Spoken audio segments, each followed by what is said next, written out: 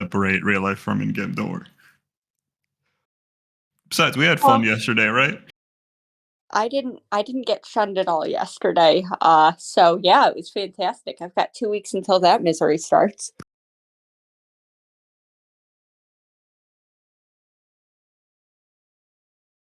No, Aurora is unhappy with your existence at the moment, and I plan on using that in some vicious RP, and I am looking forward to it. I've spent a week looking forward to it. That's fine. I think currently Gray is very unhappy with his existence too.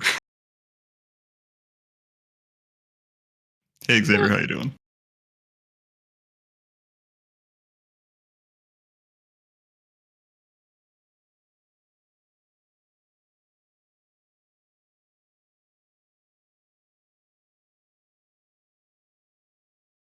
It might be. Also, you never answered my question on Discord. You said you'd get back to me.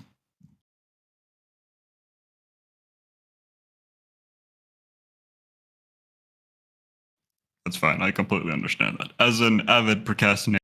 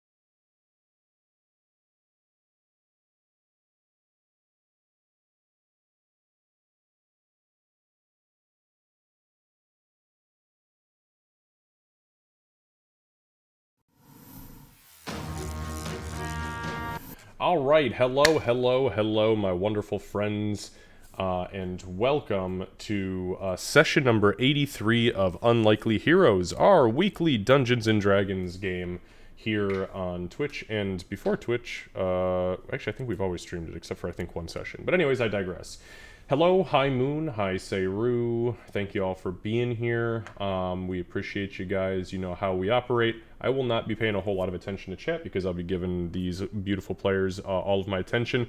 I think before we start today, we're going to do a very quick recap so you guys can all see exactly what happened right before we start today's session. That way there is an audio reminder of how this went down. The very long... Oh, I'll go into my recap in just a minute here, but just so you know, I don't pay a whole lot of attention to chat, like I said before. And this is going to be probably a very, very heavy RP session, but we'll see where things go. Maybe we do some combat, and I don't even have to put an enemy on the field. Maybe we just start fucking taking pot shots.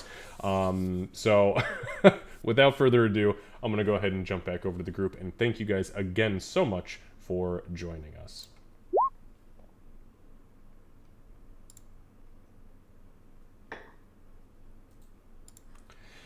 Okay, so last session, it was a weird one. You guys were sneaking around the this encampment, this crater thing, and you weren't entirely sure what to make of it. You were kind of scouting and making a plan. As time kind of continued to go on, and you guys were getting a little bit louder, but not totally outrageous. They were making stealth checks as you guys decided, let's move back into the brush a little bit. A couple twigs snapped. One of them started doing this crazy barking sounding thing to one of the wretches, and combat just kind of kicked off. Now, to be fair, you guys fucking whooped the wretches' asses. Even though they grabbed onto a few of you, I mean, you guys, you know, I think like 4-rounded like a dozen of them, which is not too bad.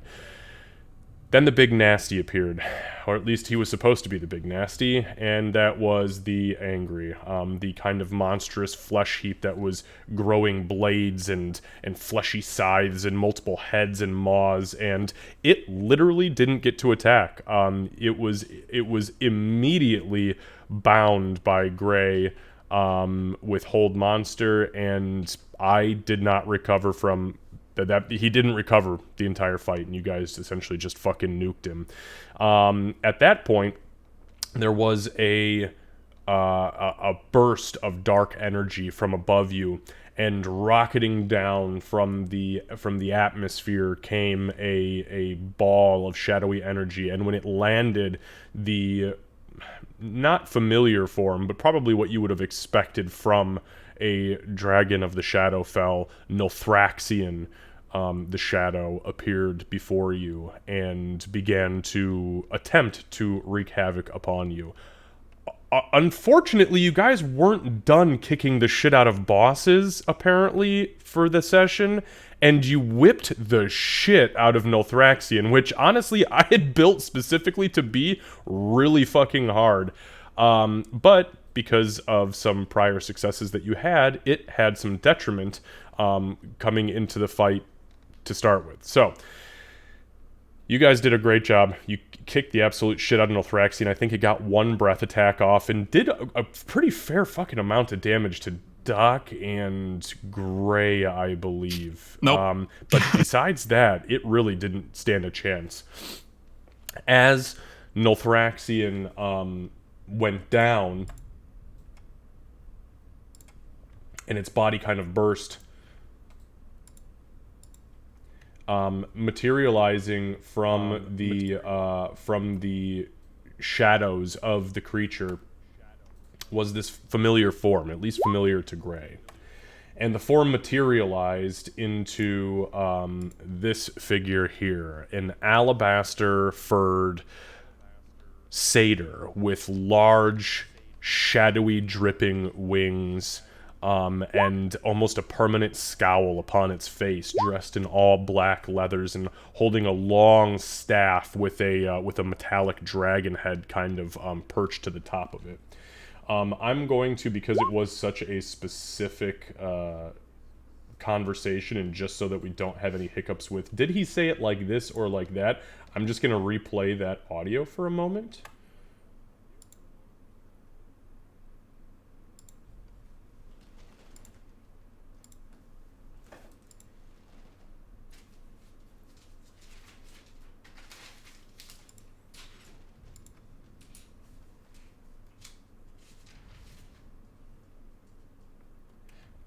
here we go.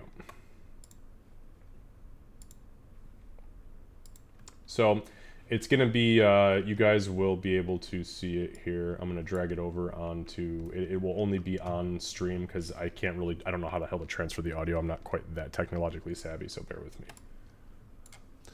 All right, so here is what he said. Greetings, Mr. Gray. Oh, that's weird. I can't hear it.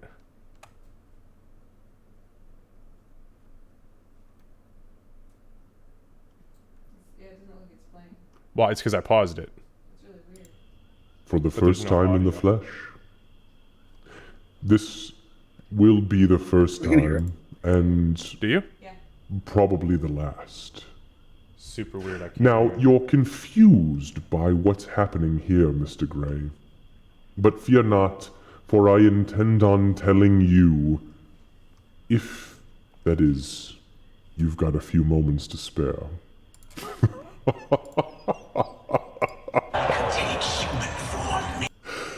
You see, many decades ago, a young powerful being from another world stumbled from another world, an ancient awakening bound to an old gnarled tree and wondered where it led. It's because I can't. I literally can't hear anything. Unfortunately, that place was the Shadowfell. And that being was a young and very immature me. I fell for what felt like an eternity before coming to rest in a place that almost immediately began to take hold of my mind.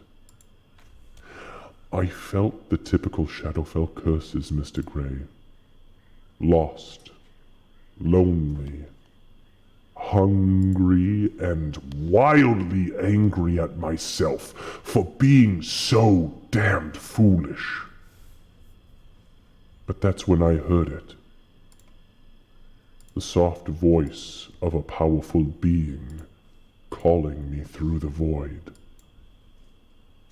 I followed the voice for months, Mr. Gray, wandering aimlessly, consuming mucousy liquids out of pools of obsidian darkness and fungi that grew from the corpses of those who'd already succumbed to the shadow.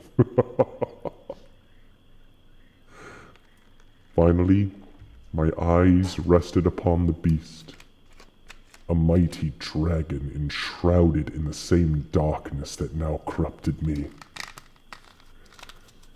The soft and dark voice turned to violent and bitter curses, and the creature lashed out at me with shadowy coils before binding me in a prison of fear, doubt, and constant, racking pain. Through the years of torture, Mr. Gray, I grew resistant. And eventually, I grew stronger in the pain. And I began to reach out through the weave and made contact with multiple beings touched by darkness, such as you. You see, Mr. Gray, the thing about those who've fallen from grace is that they're wildly easy to manipulate. With a touch of my own insight, a dash of power for them, and acting as the only constant in their miserable fucking lives, the process becomes, quite frankly, child's play.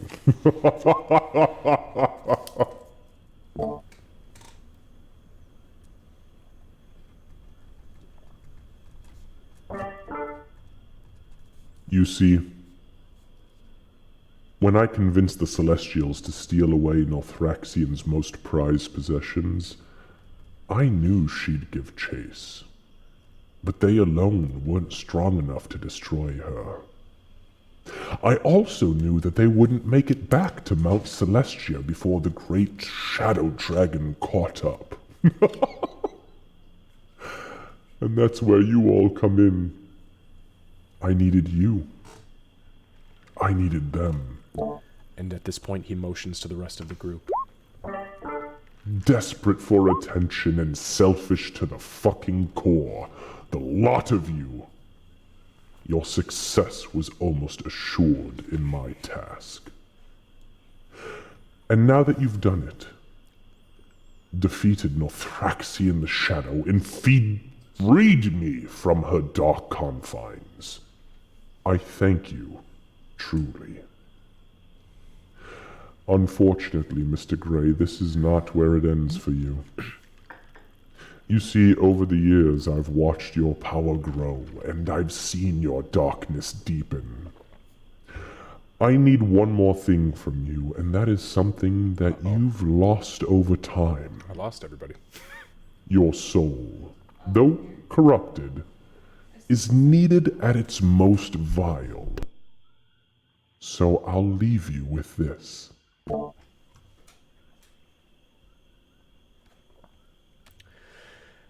At this point, he takes a half step forward towards Gray, and he throws a handful of blackened stones in Gray's direction, which, inches from his face, burst into bright purple dust, covering his body from head to toe before fading.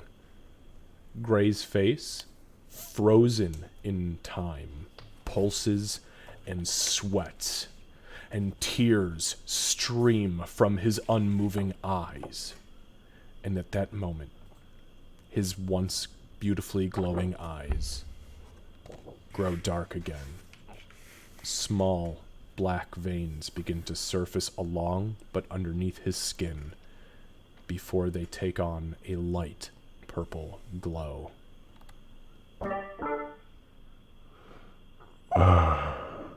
That's better. You have 3 weeks, Mr. Gray, before the touch of shadow completely consumes you. After that, your soul is mine. I'll leave you for now, Mr. Gray, and allow you to enjoy what humanity you have left. However, Also, hey, Eric. if you'd like to visit me before you make the final plunge, seek me out in the darkest of depths, where obsidian spires creep from the ground and cast shadows all around. A place where razor blades of glass are scattered far and wide. A place once called by the Illithids Ferentide. Oh, and one more thing before I go. I wanted to thank you for your gift, Mr. Gray. At this point, he reaches into his chest with one hand. Black, shadowy ichor spills out and dissolves into the air around him. And he removes a tiny, white, glowing gem that causes his fingertips to frost over. He then addresses the group as a whole.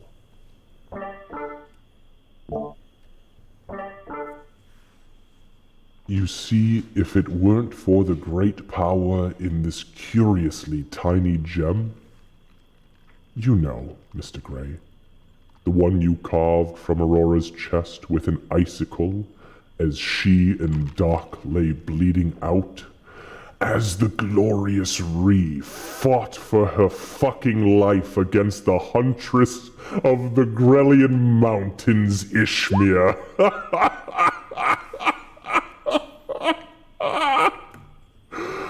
I wouldn't have had the ability to nudge Northraxian through the Aurora sphere surrounding your own fucking plane of existence. So for the key to my freedom, in a moment of unadulterated selflessness and treachery, He winks at Aurora and Doc. Mr. Gray, I thank you and bid you goodbye. At this point, his large, shadowy wings spin around him before his entire form collapses into the ground and in a second vanishes out of existence. All right. So, I think that's about what we needed to pick up from that little ditty. So, Yeah. With that all being said, let's go ahead and do a quick XP recap. So, for the group, we've got 500 roleplay XP because there wasn't a whole lot of roleplay that was happening, as most of the situation was combat, but you get 500 anyways. Now, for the combat, those were 3 separate combats, and I want you to know that as they stood, including the debuffs that Nilthraxion walked in with, you had one very easy encounter, which was the first one, followed by back-to-back 2 deadly encounters that, according to your character level and the way 5th edition is set up, you should have been dead 2 times over, and you guys fucking steamrolled them. And for that, the 3 combats, I kid you guys not, awarded you 6,688 XP each. They were that level of deadly for your level. So, with that being said, Gray, you are at 62,024. That's 62024.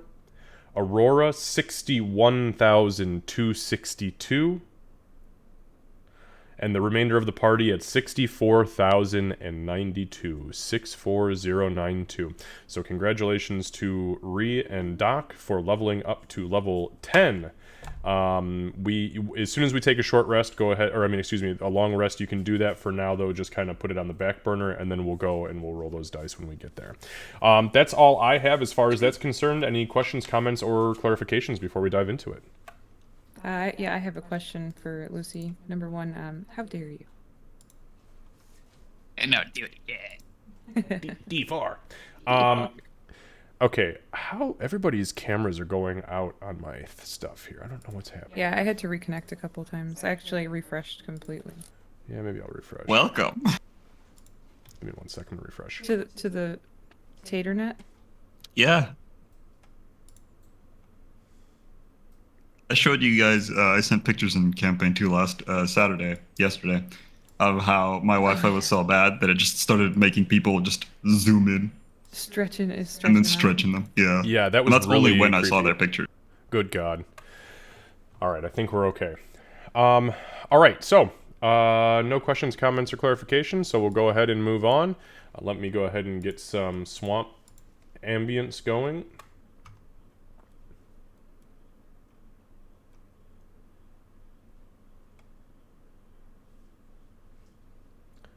Oh, what the hell did I call it? It was...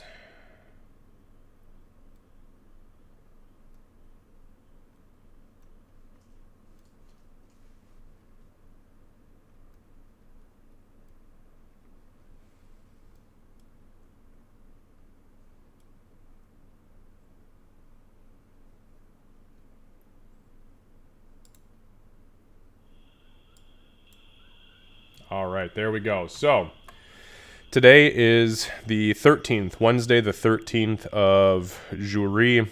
It's about 12 p.m., high noon. This conversation has just ended.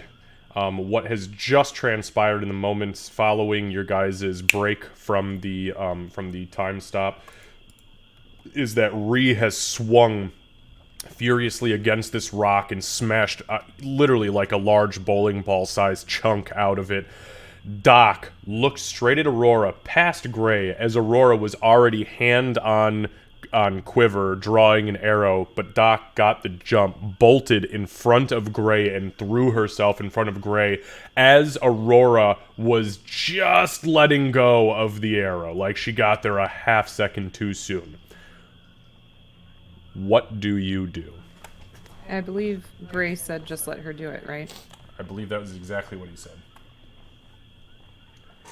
So Doc would wipe the blood of her own that is wiping into her, or she's gonna wipe it away from as it's trying to drip into her eye, and then hold her hand up, and then she's got the other arm kind of around Gray behind her in a protective sort of stance, and she's facing Aurora, and she's gonna say, "Don't."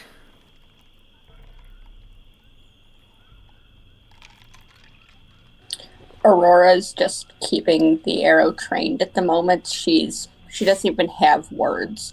like she is zoning in on Gray past Doc with the intensity that she has only for things that she's about to hardcore murder. Does she have you Yep. dropped your Slayer's Prey or your Hunter's Mark or anything on him? I was just about to say that. Okay, I didn't remember if we had gotten there. I had a feeling that was probably next, but Nope, we hadn't gotten there yet.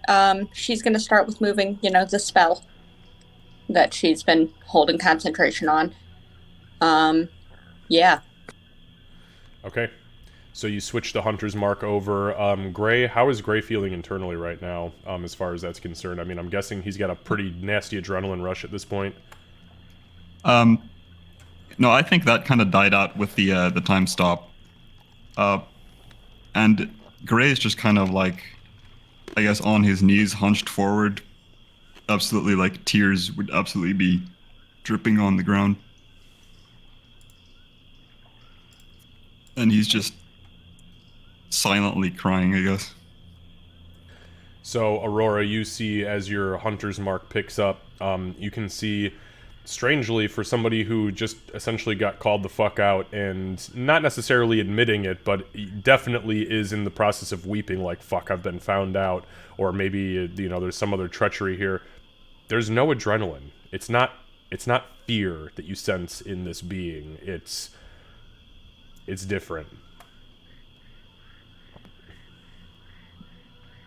Aurora. What the fuck just happened, guys? Like, who was that? Well, I think that was Sleepy Creepy. Aurora. We are not the ones to judge here. If you can tell me that you've literally never wrongfully placed your trust in somebody, which I know you can't based on what we just learned, and you can say that, then you have a right to shoot him. If I had done what that treacherous bastard had, I'd hope someone would put an arrow through my heart. Well, he just said that he was manipulated, right? Terribly so. This was the... I'm assuming this was the one person he felt he could trust. And now that's gone. And we all have our pasts. We all have chosen the wrong thing in the past. But do you remember what I told you when you were still she, before you became Aurora? You only get one chance at a second chance. And now it's his turn. He gave up his second chance long ago. Explain. Who do you say that to, Doc? To Aurora. Oh, okay.